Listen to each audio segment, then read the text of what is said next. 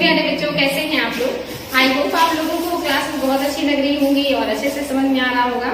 हम लोगों ने मुगल साम्राज्य शुरू किया है और उसमें हम लोगों ने पुरातात्विक स्रोत और साहित्यिक स्रोत को देखा और वो बहुत इंपॉर्टेंट है। उसमें समझाने के लिए बहुत ज्यादा नहीं था, तथ्य बहुत है, उसको देख करके नोट कर लीजिएगा और बार बार रिवाइज कीजिएगा। और चलिए आगे हम जो पढ़ने जा रहे हैं ये डिटेल में है, यहाँ आपके समझने के लिए बहुत सारी चीजें हैं। और आज हम पढ़ रहे हैं बाबर को, यानी कि आज हमारा जो चैप्टर है, जो टॉपिक है, ये बाबर है। और आज हम बाबर के बारे में पढ़ेंगे कि उनका जन्म कहाँ हुआ, उनके माता पिता कौन थे और वो वहां से इंडिया आने के लिए क्यों मजबूर हुए, क्या रीजन था उनका भारत पर आक्रमण करने की, उस समय की क्या परिस्थितियां थी जो बाबर को अफगानिस्तान और मध्य एशिया के क्षेत्र को छोड़ करके भारत में प्रवेश करना पड़ा।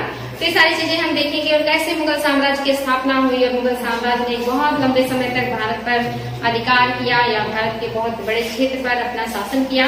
तो चलिए बच्चों शुरुआत करते हैं बाबर के बारे में।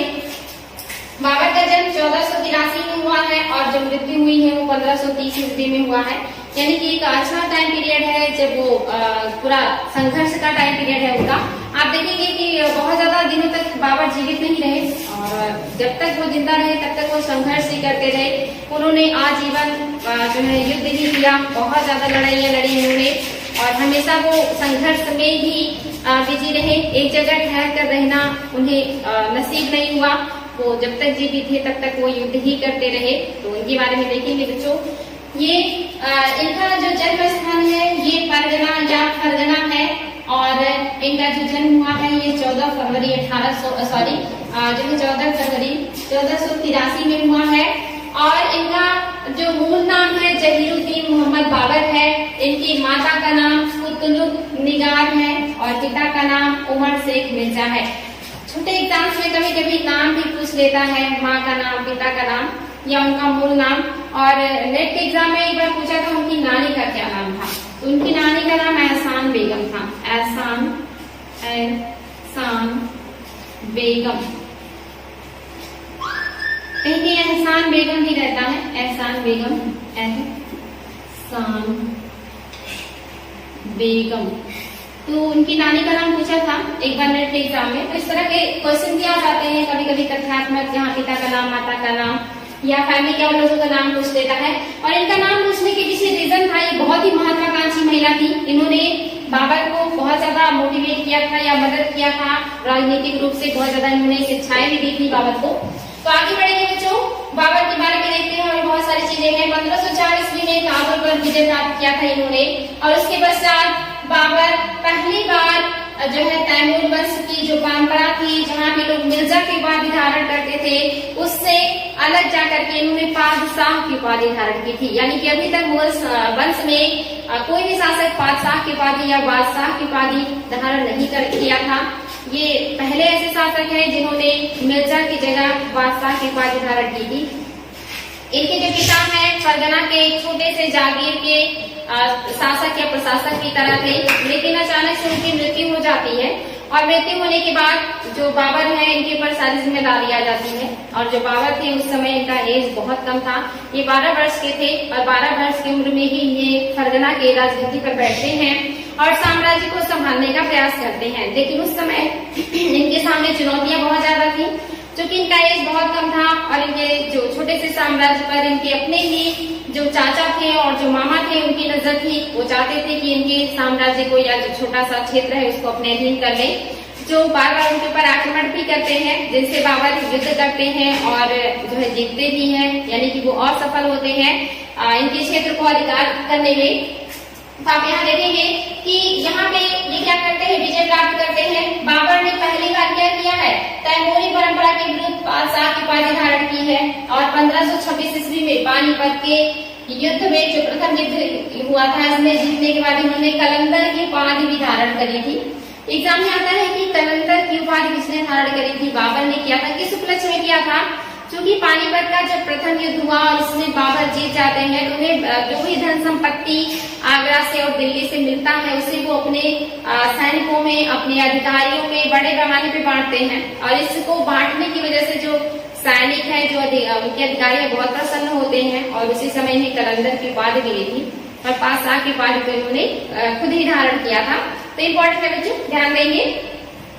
इसके अलावा इन्होंने अपना जो है आत्मकथा भी लिखा है तुर्की भाषा में, जिसे तुजुक बाबरी या बाबरनामा के नाम से जाना जाता है, और इसे वाकयात बाबरी भी कहा जाता है।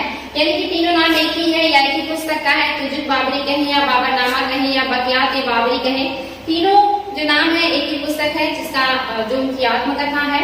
इसके अलावा इन्होंने कुछ सिक्के चलाए थे, एग्जाम में आता है कि शाहरुख किस धातु का सिक्का था, तो ये चांदी का सिक्का था और ये काबुल में चलाया था बाबर ने। ध्यान देंगे कहाँ पे चलाया है बाबर ने, काबुल में चलाया है। चांदी का सिक्का है जिसका नाम शाहरुख है। और इसके अलावा आप देखेंगे कि इन्होंने दूसरा जो सिक्का चलाया है कंधार में चलाया है जिसका नाम बाबरी है, और ये सिक्का भी ध्यान देंगे एक कंधार में चलाया गया और एक काबुल में चलाया गया, एक बाबरी है और दूसरा जो है आपका शाहरुख है।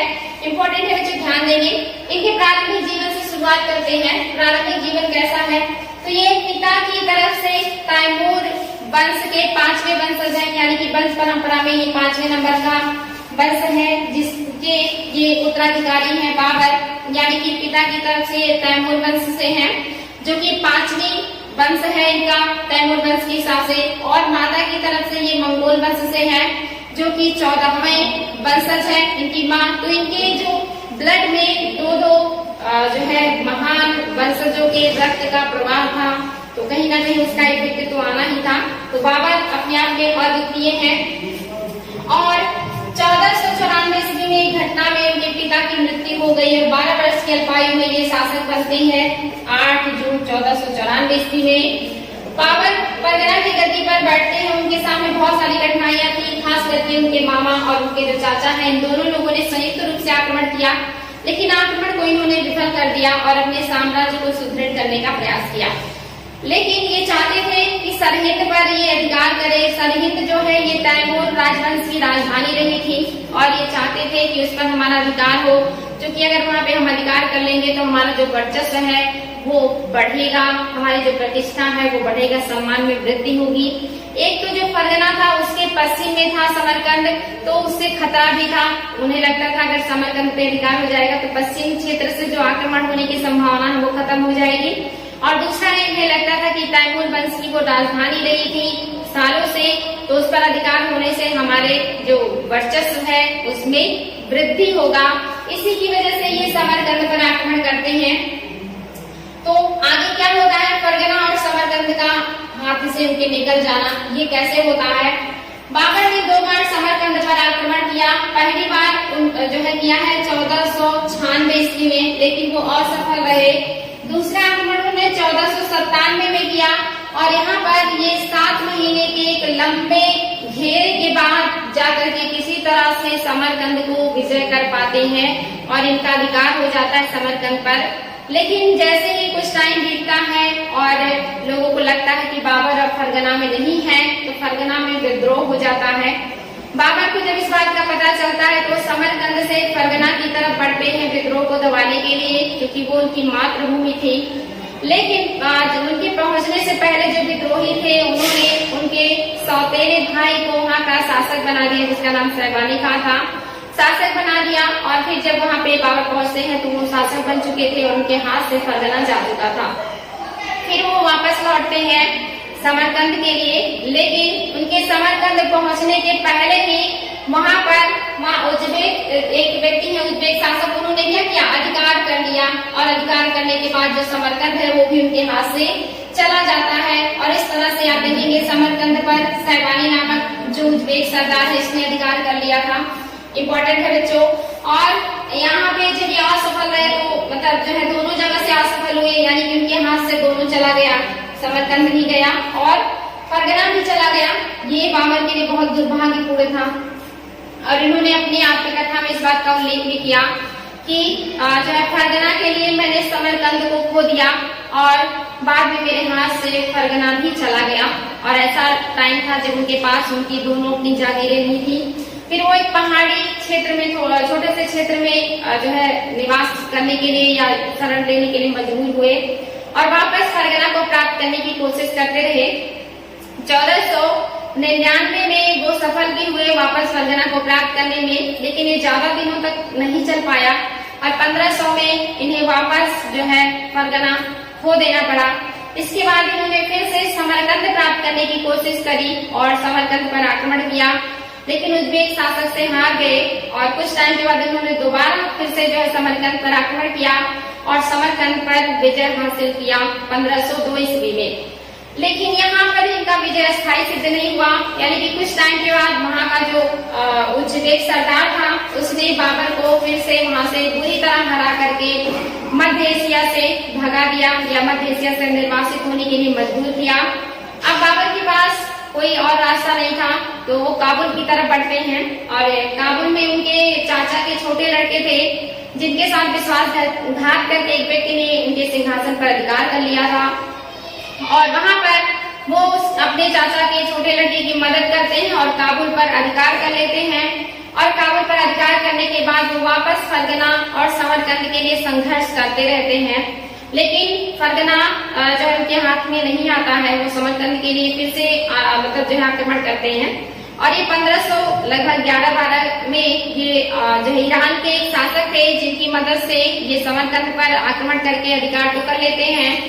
और इस सहायता के लिए जो ईरान के शासक ने उन्होंने क्या किया था, बाबर से शिया धर्म भी या शिया संप्रदाय का सदस्यता भी लेने के लिए मजबूर किया, यानी कि कुछ समय के लिए जो बाबर है इन्होंने शिया संप्रदाय की सदस्यता भी जो है ग्रहण करी ताकि जो ईरान का शाह है वो उनकी मदद करे और मदद मिलने के बाद इन्होंने समरकंद पर अधिकार कर लिया।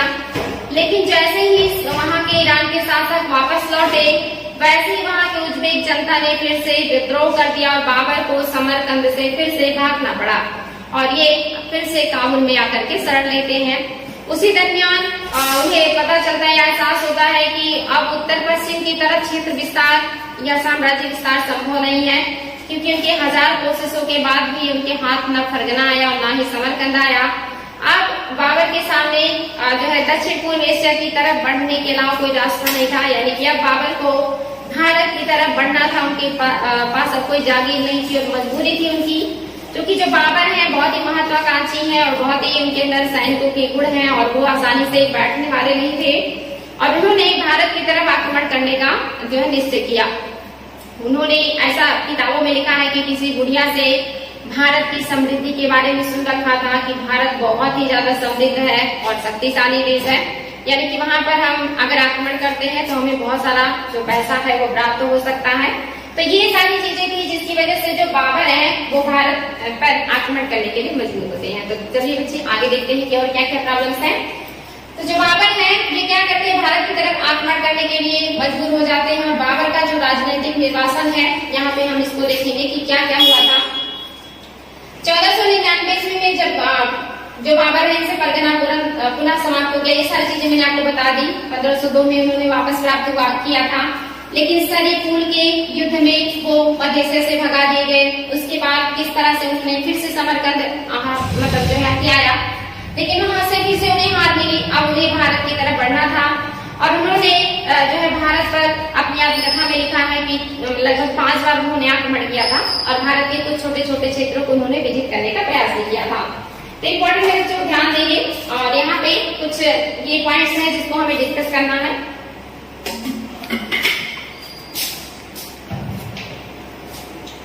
तो यहाँ पे जब वो आते हैं और भारत के छोटे छोटे क्षेत्रों को जीतना शुरू करते हैं, काबुल से वो आक्रमण करते हैं, लेकिन जैसे वो काबुल से भारत की तरफ बढ़ते हैं और छोटे से क्षेत्र को जीतते हैं तो उन्हें लगता है कि काबुल में उनके हाथ से ना चला जाए, तो वापस काबुल की तरफ चले जाते हैं और वो हमेशा प्रयास में रहते हैं कि जो उनका अपना मातृभूमि है फरगना उन्हें प्राप्त हो।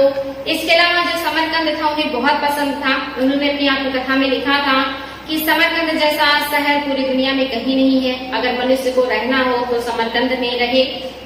तो ये वजह था कि वो समरकंद और अपने जो स्थानीय या पितृ जगह था जिसको फरगना कहते थे इसको छोड़ नहीं पा रहे थे, लेकिन भारत की तरफ बढ़ना उनकी मजबूरी थी।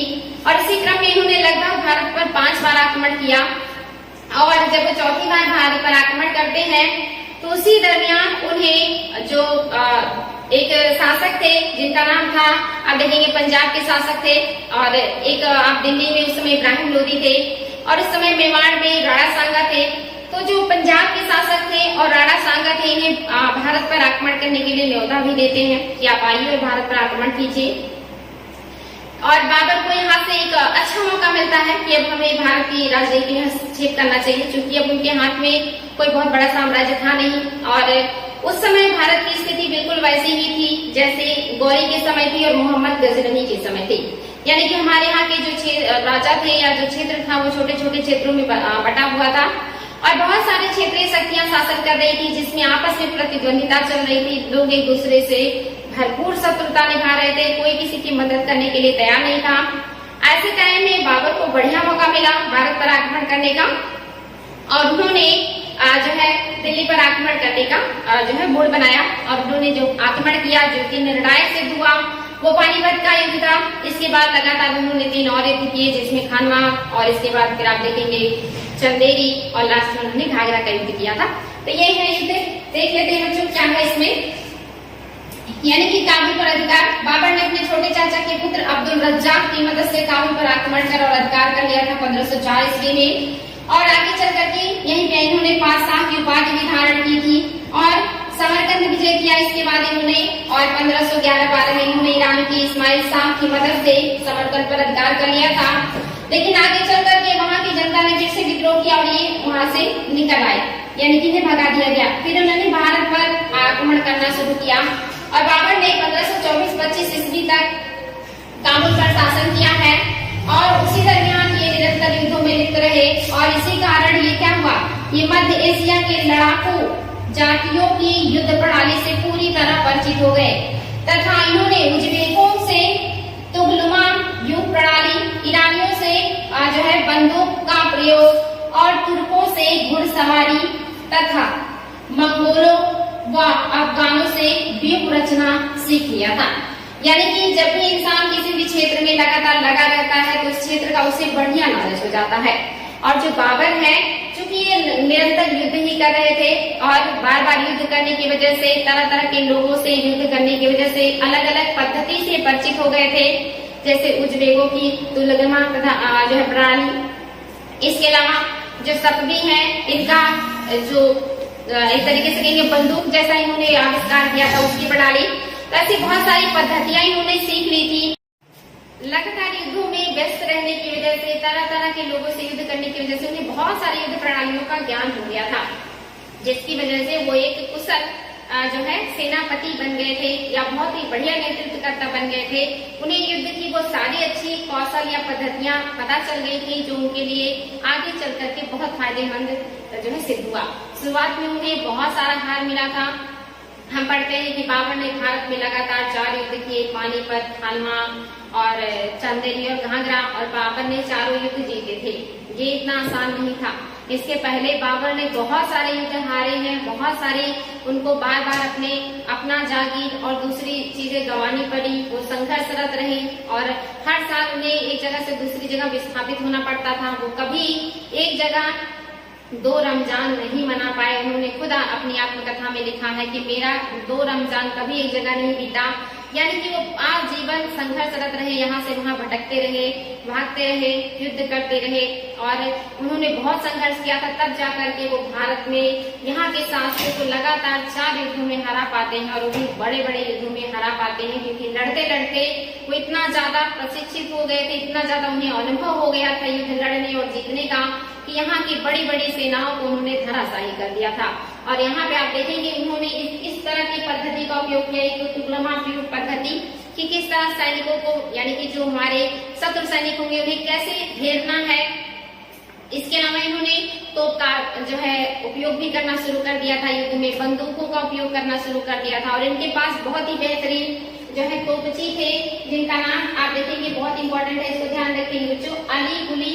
ये इनके सबसे महत्वपूर्ण व्यक्ति हैं जो तोपखाने के अध्यक्ष हैं, तोपची हैं। और जो बंदूक का मतलब देखते हैं ये है मुस्तफा, यानी कि जो बंदूकों को चलाने का काम करती है, जो जिनके प्रशिक्षण में बंदूक वगैरह है, उनका नाम है मुस्तफा।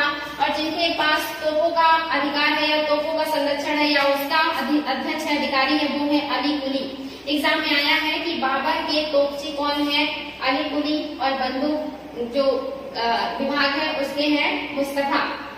तो ये कितना आधुनिक हथियारों से लैस हैं और भारत में अभी भी वही तीर, धनुष, भाले और गदा और ऐसे हथियार का लोग उपयोग कर रहे हैं।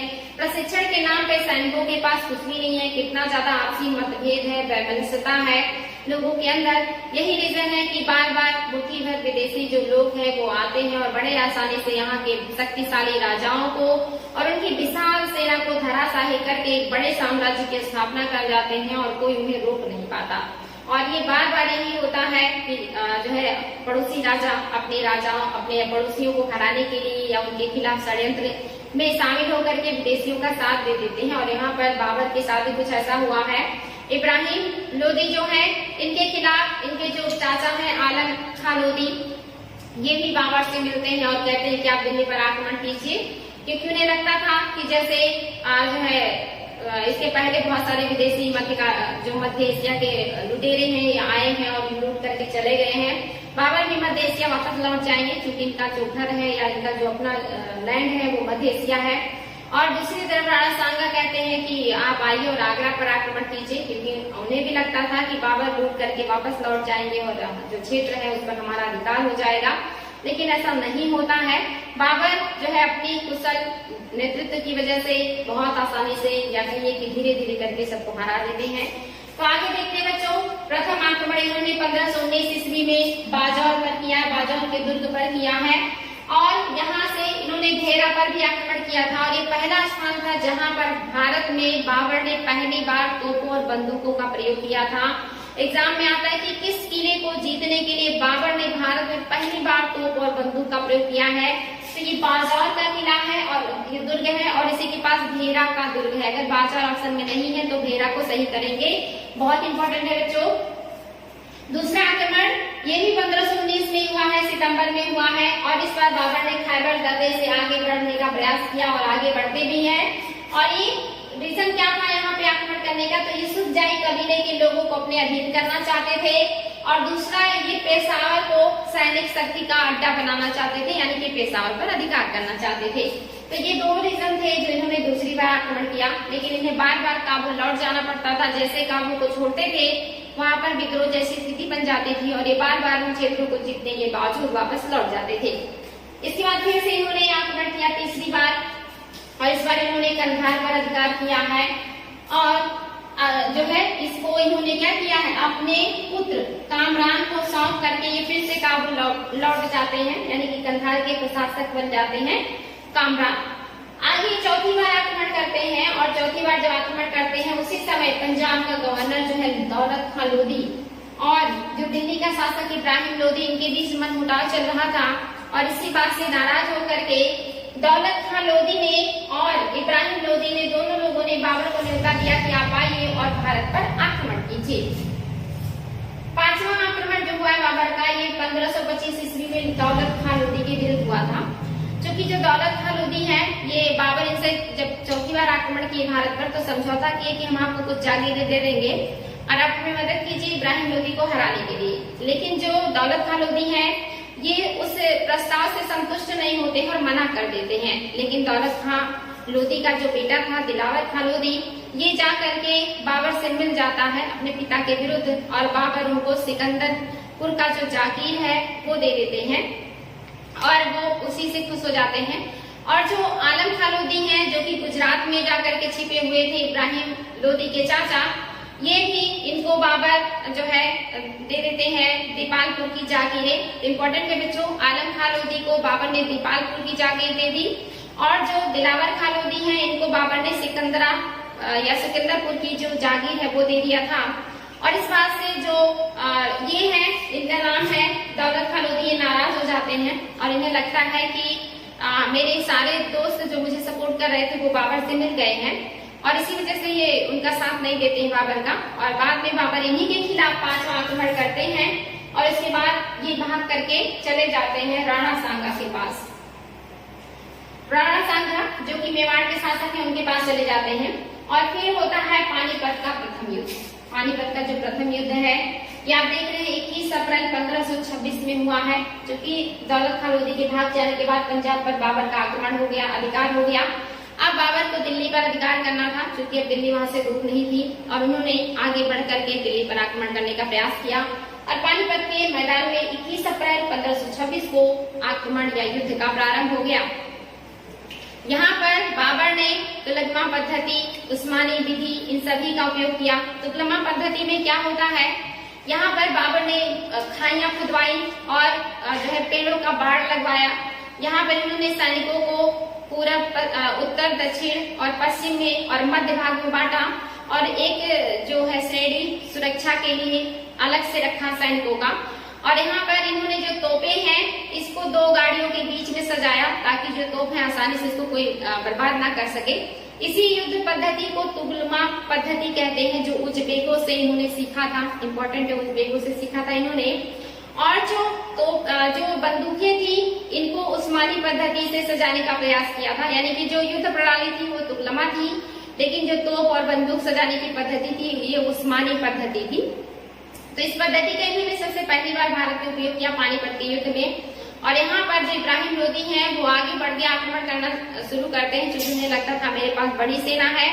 तो उन्होंने बहुत ही यहाँ पे एक तरीके से गलत निर्णय लिया कि आगे बढ़ करके बाबर पर आक्रमण करते हैं, लेकिन बाबर की जो सेना है ये चारों तरफ से इब्राहिम लोदी की सेना को घेर लेती है और उन पर बाणों का जो है बौछार शुरू कर देती है, तोपों का बौछार शुरू हो जाता है। बड़े पैमाने में जो सैनिक हैं वो मारे जाते हैं और युद्ध भूमि में ही इब्राहिम लोदी भी लड़ते हुए मार दिए जाते हैं, क्योंकि बाबर के तोपों और बंदूकों के सामने और उसकी सूझबूझ के सामने जो इब्राहिम लोदी की इतनी विशाल सेना थी वो धराशायी हो जाती है। कहीं कहीं मिलता है कि बाबर की एक सेना और उसके सामने इब्राहिम लोदी की 8 सैनिक थे, और कहीं कहीं मिलता है कि नहीं जो है बाबर की एक सेना पे इब्राहिम लोदी की 2 सेना थी। जो भी रहा हो, लेकिन ये तो सच है कि इब्राहिम लोदी की जो सेना थी वो बाबर से कहीं ज्यादा थी या दुगना थी, लेकिन फिर भी वो हार गए, क्योंकि उनका जो युद्ध पद्धति था वो पुराना था, वो प्रशिक्षण की कमी थी। उन्होंने सूझबूझ से काम नहीं लिया और बाबर ने बहुत ही टेक्निकल तरीके से वो सारी पद्धति का उपयोग किया जो उसने मध्य एशिया में देखा था, सीखा था, और उसने पानीपत के प्रथम युद्ध में इब्राहिम लोदी को हराया और बादशाह की उपाधि धारण कर दिल्ली का शासक बन गया। और दिल्ली का शासन संभालने के बाद वो आगरा की तरफ भेजते हैं हुमायूं को और वहाँ के खजाने पर अधिकार करने की बात करते हैं। हुमायूं आगरा जाते हैं और वहाँ के खजाने पर अधिकार कर लेते हैं और उसी खजाने से उन्हें कोहिनूर हीरा भी मिला था उस समय, जो कि मालवा के शासक से मिला था। तो जो बाबर है वो दिल्ली पर अधिकार करने के बाद जब आगरा जाते हैं तो उनके पुत्र ने उन्हें वहाँ का सारा खजाना सौंपा और बदले में कोहिनूर हीरा भी दिया। उस समय जो कोहिनूर हीरा था वो 320 रत्ती का था, यानी कि काफी बड़ा था। 320 रत्ती का जो है हीरा था, कोहिनूर हीरा, जिसमें कई बार तलाशने के बाद अब उसका वेट कम हो गया है। वहाँ पे जो बाबर है बहुत प्रसन्न होते हैं हुमायूं के काम से और हुमायूं को बहुत सारा पैसा देते हैं और साथ में कोहिनूर हीरा वापस कर देते हैं कि इसे आप अपने पास ही रखो, मेरी तरफ से आपको उपहार है। और वहां से जो हुमायूं है इनको बाबर कहते हैं कि अब आप जाओ और हमारा जो जागीर है फरगना का और समरकंद का उसे विजिट करने का प्रयास करो, हम भारत में बाकी क्षेत्रों को देखेंगे। और जो बाबर है ये फिर से आक्रमण करने का सोचते हैं, राणा सांगा के ऊपर रीजन बताते हैं कि उन्होंने उनके दुश्मनों को अपने हाथ शरण दिया है। और दूसरा रीजन उन्होंने बताया कि राणा सांगा ने प्रॉमिस किया था कि मैं मदद करूंगा आपका पानीपत के प्रथम युद्ध में इब्राहिम लोदी के खिलाफ, और उन्होंने मदद नहीं किया। तो इन्होंने इस बहाने जो है आक्रमण करने का कोशिश किया। और जो राणा सांगा है उनके पास जो जाकर के जो है दौलत खां लोधी और ये लोग थे और कुछ अफगान शासक के जो सगे संबंधी थे वो भी उन्हीं के पास चले गए थे भागकर। वो सारे लोग उत्साह रहे थे कि आप युद्ध कीजिए, आप महान शासक हैं, आप हरा सकते हैं बाबर को। और जो राणा सांगा है ये युद्ध करने के लिए तैयार हो जाते हैं। और इसके बाद दूसरा बड़ा युद्ध होता है खानवा का युद्ध 16 मार्च 1527 ईस्वी में। बच्चों डेट भी याद रखेंगे, कभी कभी डेट भी पूछ लेता है। ये हुआ 16 मार्च 1527 ईस्वी में। और खानवा का जो युद्ध था ये बहुत ही भीषण युद्ध था। यहाँ पर राजपूतों ने बहुत ही वीरता का परिचय दिया था।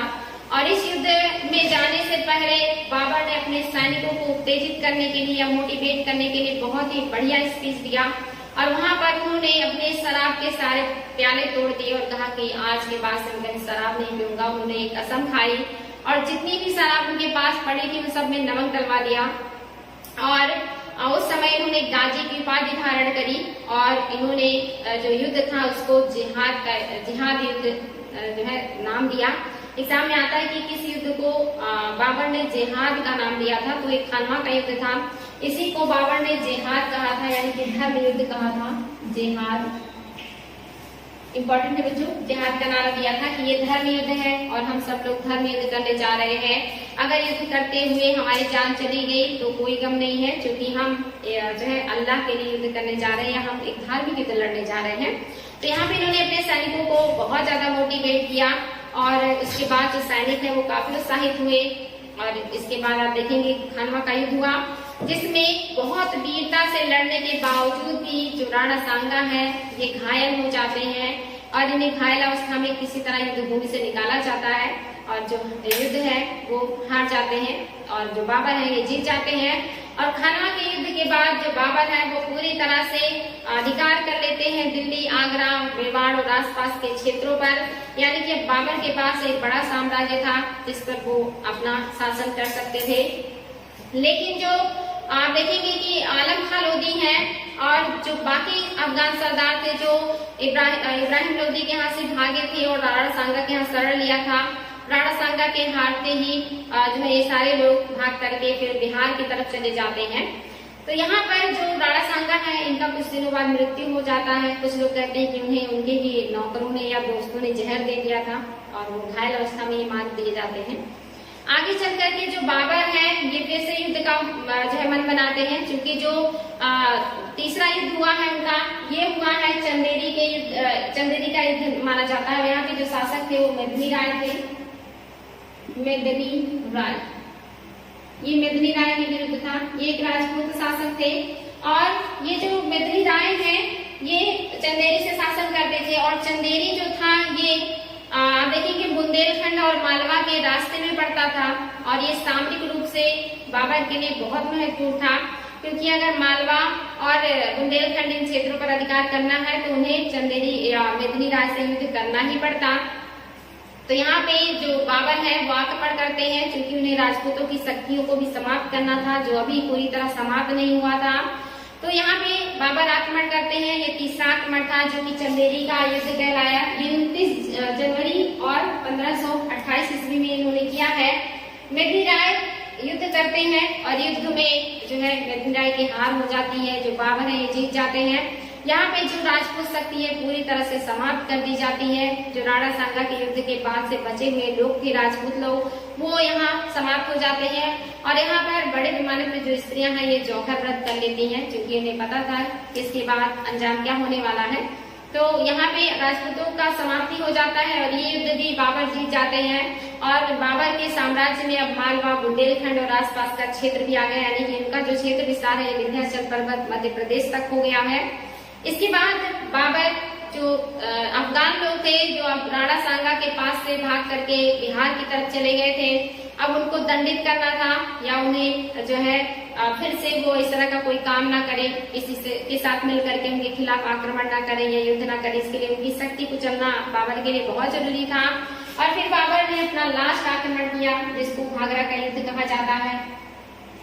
ये बंगाल और बिहार के जो अफगान लोग थे उनको कुचलने के लिए था और इस युद्ध में फिर से बाबर की जीत होती है और जितने भी बचे हुए सरदार थे या जो शासक थे वो सारे हार जाते हैं, यानी कि अफगानों की जो शक्ति है वो पूरी तरह से समाप्त हो जाती है। तो राजपूत और अफगान यही तो उस समय बाबर के सबसे बड़े शत्रु थे जो उन्हें चुनौती दे सकते थे। इन सभी को एक एक करके बाबर ने हरा दिया और बाबर का जो साम्राज्य है ये विंध्याचल पर्वत से हिमालय पर्वत और आप देखेंगे बिहार का जो क्षेत्र है, बिहार में गंगा नदी का जो संगम क्षेत्र है पटना से लेकर के उत्तर में भी आप देखेंगे लंबा जो काबुल तक का मतलब एक क्षेत्र विस्तार है ये बाबर के अधीन था, यानी कि बहुत बड़े साम्राज्य के वो शासक बन चुके थे। और बाबर चूंकि अब बाबर को जो उनका अपना क्षेत्र था वो भी चाहिए था समरकंद और इसके अलावा फरगना, तो वो हुमायूं वहां जाते हैं लेकिन उसको प्राप्त करने में असफल हो जाते हैं। हुमायूं को वापस बुला लिया जाता है और वहां पे हिंदाल को भेज देते हैं जो बाबर है कि आप जाओ और प्रयास करो उसको जीतने का, वो हमें चाहिए। हुमायूं को वहां से दूसरी जगह के जागीर पे भेज दिया जाता है, वहां का जागीर दे करके उनको भेज दिया जाता है। लेकिन वहां जाते ही हुमायूं बीमार हो जाते हैं और बीमार होने के बाद उन्हें वापस आगरा लाया जाता है और वहां पर उनकी तबीयत बहुत ज्यादा खराब हो जाती है। बहुत ज्यादा कोशिश से और प्रयास करने के बावजूद भी जो हुमायूं है वो उनका जो तबीयत है वो सही नहीं होता। और ऐसे में यहाँ पे ऐसी कहावतें हैं कि जो बाबर है वो कसम खाते हैं कुरान की या अल्लाह से ऐसे दुआ मांगते हैं कि हुमायूं को ठीक कर दे, बदले में भले ही उनका जो जीवन है वो ले लें। और माना जाता है कि उसके बाद जो हुमायूं है वो धीरे धीरे स्वस्थ होने लगते हैं और जो बाबर है वो धीरे धीरे अस्वस्थ होने लगते हैं और बीमार होने के बाद उनकी मृत्यु हो जाती है आगरा में। लेकिन कुछ लोग ऐसा भी कहते हैं, जैसे कि गुलबदन बेगम है, वो हुमायूं नामा में लिखती हैं कि बाबर को षड्यंत्र के तहत जो इब्राहिम लोधी थी उनकी मां ने विष दे दिया था और उसी विष की असर की वजह से बाबर धीरे धीरे बीमार हुए और उनकी मृत्यु हो गई थी। तो आप देखेंगे भारत में बहुत कम समय तक वो रहे, लेकिन वो लगातार युद्ध ही करते रहे और 1930 के लास्ट यानी कि लगभग दिसंबर में देखेंगे आप 26 दिसंबर को बाबर की मृत्यु हो गई है। लगभग आप देखेंगे कि 31 जो है लगने ही वाला था, कुछ ही दिन बीते थे, नहीं तो फिर 1531 तक इनका जीवन काल हो जाता। और 26 दिसंबर 1530 ईस्वी में आगरा में इनकी मृत्यु हो गई और आगरा में ही चार बाग या जिसको आराम बाग कहते हैं वहां पर इनको दफन कर दिया गया था। लेकिन जो बाबर थे इनकी हार्दिक इच्छा थी कि इनका जो अंतिम संस्कार है या जो समाधि है, जो भी चीजें हैं, ये काबुल में हो। तो यहाँ पे आगे चल करके इनकी विधवा बेगम है और शेर शाह के शासन काल में इनकी जो विधवा पत्नी है जिनका नाम मुबारक यूसुफजई था, इन्होंने काबुल मतलब जो है ले गई। इनकी जो अस्थियां हैं इसको निकलवा करके काबुल ले जाती हैं और वहाँ के एक उद्यान में इनका मकबरा बना दिया जाता है या इनका जो है अंतिम समाधि बना दी जाती है। तो एग्जाम में क्वेश्चन आते हैं बच्चों, एक तो बाबर है और दूसरे जहांगीर है। जहांगीर का जो समाधि है, जो मकबरा है, लाहौर में है और जो बाबर है इनका जो है ये काबुल में है। बाकी अकबर का आप जानते हैं आगरा में है और शाहजहां का भी आगरा में ही है। अकबर का सिकंदराबाद में है आगरा के, और हुमायूं का आपको पता ही है दिल्ली में है, बहुत फेमस मकबरा है। तो मोस्टली जितने भी शासक हैं उनका भारत में ही है, लेकिन ये तो लोग हैं जिनका इंडिया से बाहर है मकबरा, ये भी ध्यान देंगे। इम्पोर्टेंट है बच्चों, ये सारी चीजें आप लोगों को देखना है। तो आई होप आप लोगों को क्लास समझ में आई होगी कि बाबर क्यों मजबूर हुए भारत पर आक्रमण करने के लिए और किस तरह से परिस्थितियां बनती गई और किस तरह से एक बड़े से क्षेत्र पर उन्होंने अधिकार कर लिया, लेकिन उसका प्रशासन चलाने का उनका जो एक सपना था वो नहीं कर पाए, यानी कि साम्राज्य उन्होंने जीता और एक बहुत बड़े साम्राज्य को जीत करके जो है वो राजा बने, लेकिन उस साम्राज्य को अस्थायी करना और उसके प्रशासन को चलाने का जो सौभाग्य उन्हें नहीं मिला। इसीलिए कहा जाता है कि इनकी अचानक से मृत्यु होने के बाद हुमायूं को कांटों का ताज मिला था और आगे चल करके हुमायूं का भी जो जीवन है इसी तरह से जो है युद्ध करते हुए या यहाँ से वहाँ भटकते हुए खत्म हो जाता है। तो ये थे बाबर। अब कल हम लोग पढ़ेंगे हुमायूं को, एक एक करके आगे बढ़ेंगे। तो आज के लिए इतना ही बच्चों, फिर मिलते हैं नेक्स्ट डे नए टॉपिक के साथ। Thank you.